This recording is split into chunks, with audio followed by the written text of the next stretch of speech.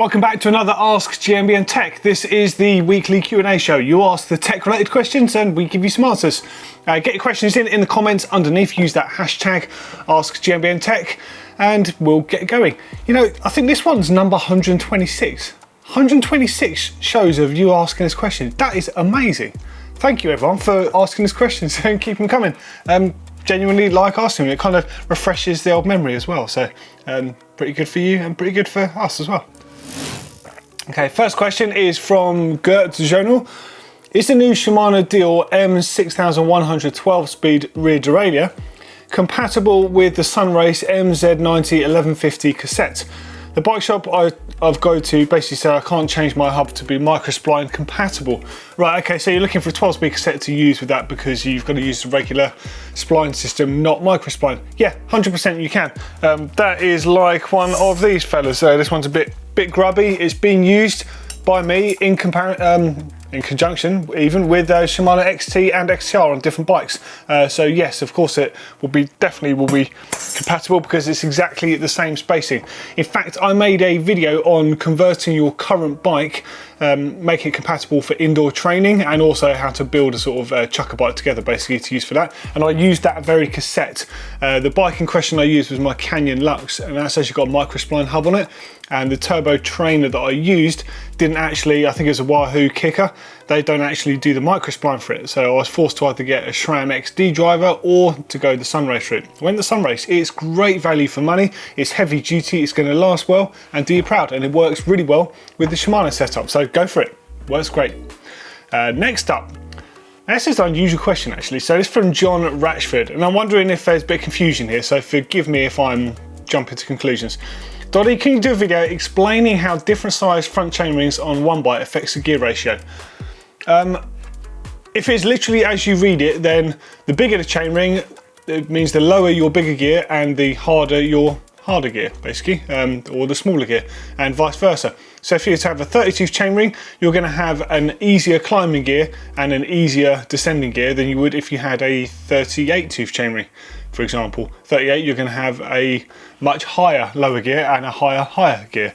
But there's other things to take into account with this. So not every gear is right for every rider and depending on where you're going to be riding. Now a lot of manufacturers spec between 30 and 32. I think I've had bikes recently have had both of those actually. Now my preference is 34 and I like a 175mm crank because the length in your crank will actually affect your gear ratio slightly as well. And also the wheel size of your bike has an effect. Manufacturers tend to spec a slightly smaller chainring on a 29-inch wheel bike, perhaps a 30, and then the equivalent bike in 27.5, they tend to spec a 32. So it does differ slightly. I'm going to throw a chart up on screen actually, it's got some differences. I'm just going to look through them here, right? So it's the Sheldon Brown website. It's a brilliant resource. Sheldon's no longer with us, but his excellent site is being updated by I don't know who, but thank you whoever's updating it. It's great. I often go on there just to look at stuff. There's going to be a link to it in the description underneath and you can see a little bit of screen float at the moment. And it's got a calculator on here, so you can put wheel size, crank length, gear units, your chain rings. In this case, you're only putting a single chain ring. The cassette that's on there's various options, or if your particular option's not on there, you can put it in there with teeth increments like 10, 12, 16, whatever. Yeah, and then you can press calculate. And when you press calculate, it comes up with a list. So here's one for 29-inch wheels with a 30 tooth and a 34 tooth and a 32 as well, in fact, and it tells you the slight differences there. So the one I've got on screen at the moment is a 175mm crank with a 27.5-inch wheel and a 2.5-inch tyre. So it's kind of important if you're going to do comparisons to do them with the same equivalents. And then the 10 gives you a 6.1, 12 gives you a 5.1, 14 gives you a 4.4, etc. So they're pretty close, but as you can see on a 29-inch wheel, you do tend to need a very slightly smaller gear. But still, I tend to stick to a 34, whatever the bike. It just seems to work with me. Now, also bear in mind that some riders are naturally strong at climbing, some are less so. Some, like heavier riders, tend to spin gears more. So it's a bit weird that I like a 34 because I should be spinning gears more.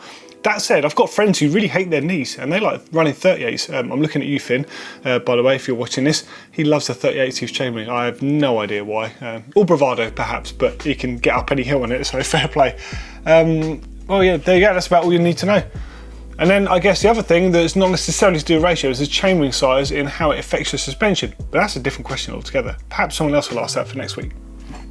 Okay, next up, and this is in relation to our recent video I did with Ken, Ken from Victoria Tyres, that is. From Michael Gordon. Wow, what a wonderful conversation. Thank you indeed. Although I didn't quite catch the internal rim width to tyre width thing. I think I overshot it with my front wheel. I've got 23mm internal width and I've got a Maxxis Ardent 2.4 on there. I've had burping and also washout on steep downward switchback. Unfortunately, fortunately I walked away with minor scratches, but I'd like to know if the tyre is too wide for the rim and if a 25mm rim would work. Yeah, so I think the 23 probably is pushing it. You know, I've ran 2.4s before on 19s and 21, so it is doable, but a result of running a wider tyre on a narrow rim is you get less stability and you also make the tyre rounder in profile. So the sidewalls and the shoulders of that tyre that are designed to cut in, they don't do their job as they're supposed to. So generally speaking, you want to think of a wider tyre with a wider rim and a thinner tyre with a thinner rim. So note on a, I don't know, say your 23mm rim, if you were to put a 2-inch tyre on there, although it's not your preference, that tyre would feel really stable on there. It's because it's supported really well from that rim. Now you've got to imagine as well that a thinner rim and a big balloon style tyre, you've got like all the weight of the tyre on the top. So it's going to be top heavy the way it sort of performs, you know, when you're on the ground. You've got all that like instability going on. So generally, the narrower the rim, the narrower the tyre you want to go for. I've got 25mm wide tyres on 2.3 and on a, yeah, on 2.3s there, but a generous 2.3, and they work really well. Do you know, it does vary very slightly as well, because you go with internal rim widths, the external rim can actually be thicker on a carbon rim, or it could be narrower. So of course it's the internal rim that you're actually holding the actual tyre with, but the looks can be deceptive. So I think perhaps yours is a little bit narrow, that 23, sorry, long way around there.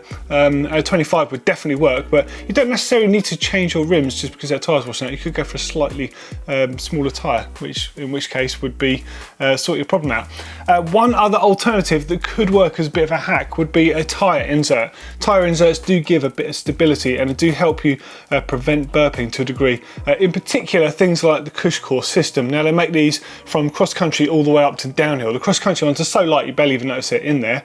They help keep your tyre on, they help resist burping, they help protect your rim, and to a degree they offer an extra level of suspension because it's almost like changing the air volume on the inside of the tyre. It's a really interesting concept, so definitely worth looking at.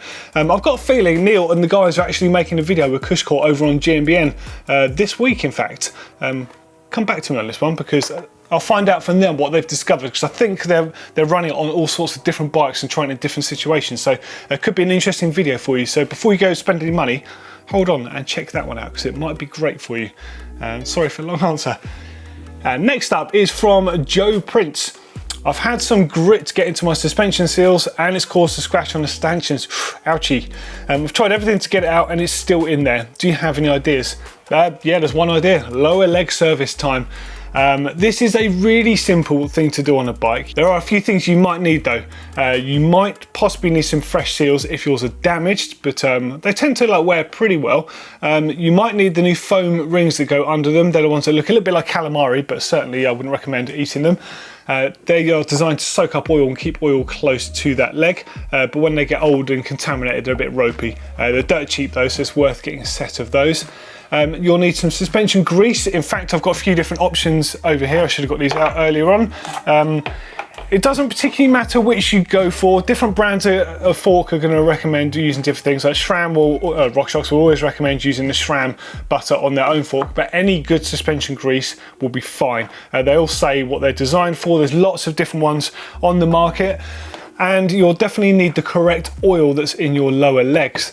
Now, depending on the model of your fork, there will be a volume of oil to use and a weight of oil. It might be 0 weight 30s, it totally depends. In Fox case, I think it's a 20 weight they put in the lowers. Bearing in mind that the oil that's in the lower is not damping oil, it's just lubrication oil. It is there to keep the lower legs, the bushings that slide up and down on those upper legs, and the upper legs is designed to keep them as slick as possible and to make sure those seals are nice and lubricated to avoid things getting in as well. Now, for the lower leg service, dead simple process. There's going to be a link in the description underneath on how to do one of these. The basic process is this: get your bike in the work stand, or get the fork off your bike, get that in a work stand of some kind, or on a workbench if you haven't got a stand. It can be helpful to get someone to help you here just to hold it steady. Now you need to undo the nuts or the bolts on the bottom of the fork legs, depending on what fork you have. Some have bolts, some have nuts. Don't undo them all the way. You'll need to shock them very slightly in order to release the inner legs from the inside of the outer legs. Sometimes they stick on the bottom because you think they're basically compressing into it the entire time. Yeah, that will shock them. Then you can remove those foot nuts or foot bolts. Now lay everything out on a bit of shop towel, preferably, because it keeps everything you're laying down nice and clean and you can see them very clearly. Do it in the order that you remove things. Next up is to remove those lower legs. Now, as you remove them, you will get some oil coming out. Now, bear in mind, it's only lubrication oil, so it's not going to be a lot, but it's definitely worth having some kind of oil pan. If you get any takeaway food, perhaps keep the little plastic containers. That's what I use them for. They're brilliant for that exact purpose. It's obviously good to recycle stuff as well. And catch that oil. You won't need that again, so you're going to want to recycle that oil because it probably will be pretty gunky and full of other offending sharp bits. So, like I said, discard, get that oil recycled. Your local recycling centre will have an area specifically for cooking oil and other sort of motor oils and things, so get rid of that. Slide those lowers off. Now clean those upper legs, clean the lower legs, clean around the seals, remove that foam washer, which looks like, hold on, I'll get one out so you can see what they look like. In fact, these are the fellas. Look a little bit like calamari, if you can kind of imagine. Now you want to get, with the correct oil that is recommended for your fork, soak these, if you're getting fresh ones, in some of that oil while you're doing the rest of this process. That'll save you a bit of time later on. Yeah, so clean everything, and then once these are completely like soaked up with oil, replace these into the fork, and then put some of that suspension grease just around the inside of that seal. Now with regards to the scratch on the upper leg, there's nothing you can really do about this. The best thing you can do, if it's got any sharp edges or burrs on it, you want to remove them because they're going to damage the seal and potentially more, like the bushes on the way through. You can get a fine metal file, a super fine one, and you can file that down. Use some metal polish to polish it up around the edges, and as long as it passes the seal, it will be fine. If it's a severe one, you can lose air and other stuff through the fork there, but if it's a minor scratch, you'll probably be okay. I did actually make a video on filling in a scratch, so you can use nail varnish, you can use a number of different things on those. I actually got some information from some custom resprayers that do this stuff for a living that they gave to me, and they use like varnish over the top basically just to fill it in and smooth it over as best as possible. It's only a temporary fix, it's never going to be a complete fix because you scratched it all the way through, but that will improve your fork. Like I said, a link to that video is in the description underneath, and then essentially slide them back together, but before you put those foot nuts or foot bolts back on, depending on which ones you have, you need to put the lubricating oil back in the legs, and it will be different on the damping leg to the air leg. There'll typically be a little bit more in one leg than in the other. Make sure you put the correct amount in, because otherwise it's going to come out again. Basically, it's not designed to have that amount, and it's going to fault the use of the fork there slightly. Now, if your fork is exceptionally old, you might have also, I should have said this, underneath those foot bolts or foot nuts, there's two little washers. They're called crush washers. They're really designed for a single use. I mean, I've used them many times on several time use, but if yours is exceptionally old, they're going to be really squashed. So it's a good idea to replace those with fresh ones. It'll make sure the oil seals correctly at the bottom. You won't get any drips coming out. Tighten those to torque setting. And there you go, you've just done a lower leg service.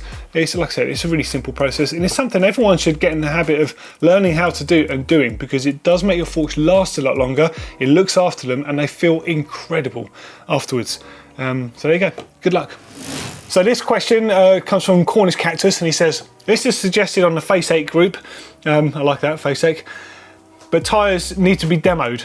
Either pick up a demo set from your local shop, or maybe demo day at your local. Right, cool, yeah, that's a good idea. Turn up with the bike you know and love, do a lap with your own tyres, and then have the team bang on their rubber and see how it feels. Yeah, do you know what? Demoing tyres is a really good idea. So obviously you want to demo a bike before you buy it, because it's a very expensive purchase, and it could be the wrong one for you. Now, there's lots of other things on a bike that can all be changed. Wheels, yeah, you're going to get stiff wheels and light wheels, but that doesn't make too much difference when you test. You kind of know what you're going to get. The tyres, yeah, they dramatically affect the way a bike handles on terrain. I agree with you, they should be able to demo them. But the only problem with that is you're only going to get an idea of what the tyres are like at the place that you're demoing. because of the fact that everywhere is totally different. Being able to try them on your home trails would be the ultimate, because then you're going to know what exactly works. But going to a demo style place where you would demo bikes typically, I'm not sure it's going to work, because there's too many different variations in the type of rock, like sandstone or limestone. We have limestone locally with clay mud, and the combo when it's wet is lethal, and I promise you there's almost nothing that works in winter. So we try and just pick tyres that shed mud as best as possible and then just make do. But you would never know that from demoing tyres if you could demo them at a trail centre, for example. But the concept is a great idea. I might throw that out there to a few distributors actually, because that's a really good way of getting people on tyres. If they're going to ride them, get a good experience on them, you're far more likely to commit and buy them. Good idea, Cornish Cactus, nice one. And another one related to tyre stuff from Lucas Stevens. If you have a dent in your rim and don't run tubeless, should you replace the rim? Does it increase the number of pinch punches? Okay, so in reverse, it doesn't increase the amount of pinch punches at all. You've probably dented it from near enough getting a pinch puncher, or if you fluked it, it would have got you one, but you've damaged your rim instead. It depends how big the dent is, you haven't said. Now, alloy rims are famous for denting rather than cracking, whereas carbon rims, they're very strong, and if anything, they're going to crack rather than dent because of the nature of the material. Now, this is why a lot of Enduro race series riders and racers have opted to go back to alloy wheels over the carbon ones. Sure, the carbon ones have loads of performance benefits to use, and this isn't to put anyone off, but those guys in a race situation have to finish the race on the same wheels. And quite often that means if they hit something that hard and maybe they destroyed a carbon rim. I mean, have you seen Richie Rude ride through rock gardens? It's not really surprising that those guys break stuff, is it? It's insane, what a brute. If he was, for example, to ride a carbon rim and destroy it in a rock garden, that's it, that's his race out. He might have had the lighter rim to go faster, but if he wrecks it, then that's it, no chance of finishing the race. If he has an alloy one, he has a chance to nurse it to the end of the stage, get a wrench on it and try and bend it back into shape. And yeah, it might collapse on the next stage, but he's still got a chance of racing that next stage, whereas if he smashed his wheels to pieces, he doesn't. So a lot of racers are choosing to do that, and it was the same in downhill, but for a different reason. Pinch punchers. We've kind of gone past that technology to a degree. Now we've got loads of different tyre inserts on the market, and tyres are starting to come up with inserts built into the sidewalls. But there's always been lots of problems with pinch punches, and racers running softer alloy rims was a workaround. I remember Sam Hill used to use a particular set of DT rims, the white ones. I can't remember what they were called, 1535s or something. They were famous for denting. And the racers loved that because it was really hard to pinch punch at a tyre, even though your rims would be, you know, all sorts of weird shapes at the end of a weekend. I mean, that wasn't a downhill race rim. They were very light, but a lot of racers took to using them because they were light and because of the attributes that they had. And the same, some Mavic rims used to do that as well. So it goes to show it's not the end of the world if you dent it, you can bend them back. But bear in mind, if it's creased around where the ding is and you go bend it back, there's a good chance you can actually crack it or snap it. That's kind of up to you. If you want to send a picture in, I'll give you a bit more advice on that. But to be honest, go to your local bike shop. You will still be able to ride it as long as it's not a severe rim. But if there's literally a hole and you can actually see into the tyre there, then perhaps it's time to change that rim. Okay, next up is from Dan Fernando. Hi gents, I've got a problem with my drivetrain. I'll pedal and then I'll randomly start freewheeling and I'll hear loud crunching noises from my cassette. At first I thought the chain was slipping, so I bought a new cassette and a narrow wide chainring as well as a new chain. I installed them, but the problem persists. I think it's the hub not engaging properly. Even when it does engage, there's about 90 degrees of free pedal play before it engages. What's the solution? To be honest, you need to inspect the inside of your hub. So assuming that you've correctly installed the chain, the cassette and the chainring, and they're not the problem, then it's definitely something to do with that engagement. Right, so you get two different types. You've got ratchets and you've got pulls. Let's have a look here. Okay, so this is one with pulls. As you can see, there's 4 pulls on here.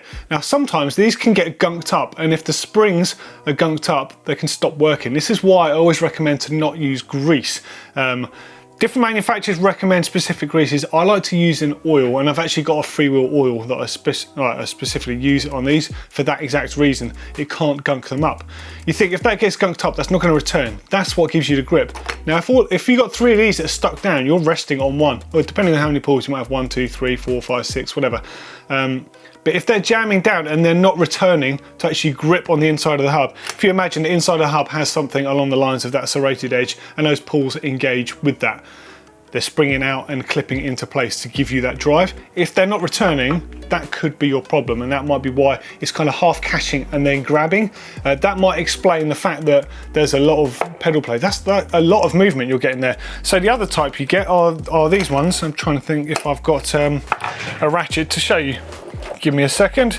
So the ratchet rings basically are the other alternative. So you've got what you can see on the inside of the hub here, and you've got 2 ratchet rings and a set of springs pushing them together.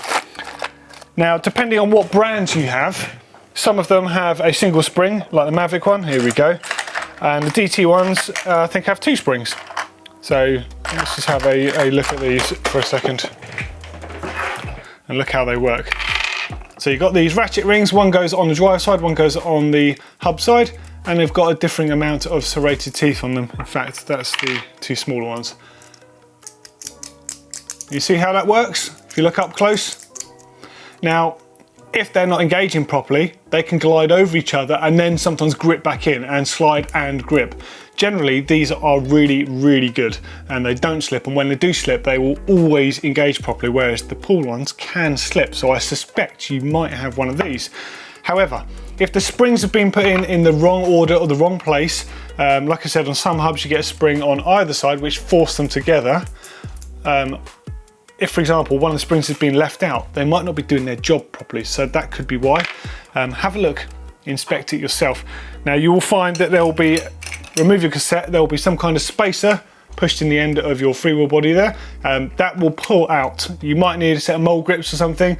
Be delicate with it. Soft close jaws on a vise will be good. Pull that out and you'll see the body. Now bodies normally just pull out. There'll be a rubber seal on them like you can see on this one here.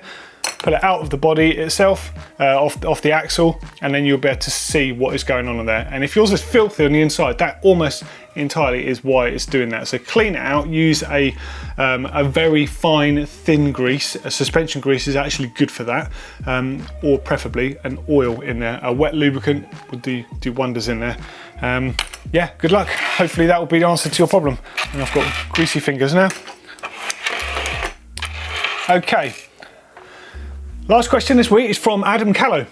Now, apart from the change in geometry, is there a reason I can't or shouldn't change my 2019 Trek Roscoe from a 27.5 plus size with 120mm suspension into a mullet 29er with 140mm suspension? Great content, by the way, guys. Learning lots from your shows. Okay, so 29-inch wheel will be very slightly bigger anyway than the 27.5 plus.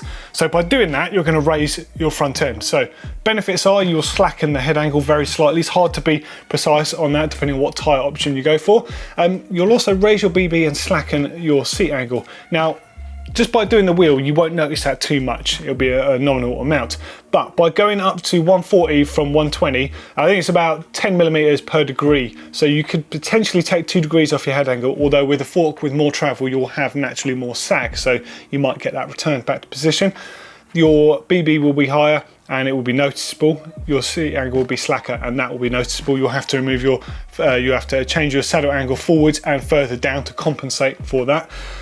Now it could feel really good fun, but I would definitely check on the warranty. A lot of manufacturers don't like it when you hop up that much in travel. They might let you get away with 10mm, but going 20 can put undue strain on head tubes of bikes, because you think of it as a big long lever and it's actually trying to lever the bottom of your head tube off the down tube there, and that is somewhere where bikes do fail.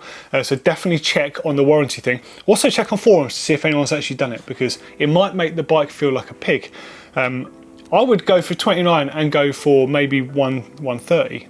I don't necessarily think you need to jump up to 140, because the 29-inch wheel is going to roll a bit differently anyway. It could compensate for that. That's about it really. Sounds like it'd be a fun bike, to be honest. I like the Roscoes. In fact, I've always quite liked Treks. I kind of fancy one. I've got a friend who's got top fuel. That thing looks like a rocket ship. But yeah, nice bike. Anyone out there that's got a Trek Roscoe, have you done what Adam Callow is looking at doing? Let us know in the comments underneath, and if you've got any questions, let us know and use that hashtag Ask GMBN Tech. As always, feel free to ask us questions. You can ask Henry or myself personal questions related to bikes we've ridden over the years, experiences we've had, or any other GMBN presenter, in fact. And the same at EMBN, we can ask the questions on their behalf, or we can get them to make guest appearances. You name it, we can do it. It's your show, it's not ours. We're just here providing you some answers to stuff. So as always, thank you for hanging around. Don't forget, if you like our little merch, we've got the Adventure series at the moment. It's really cool, actually. The shop link should be hovering around somewhere, and there's a couple more great videos for you to check out as well. See you soon. See you later, guys.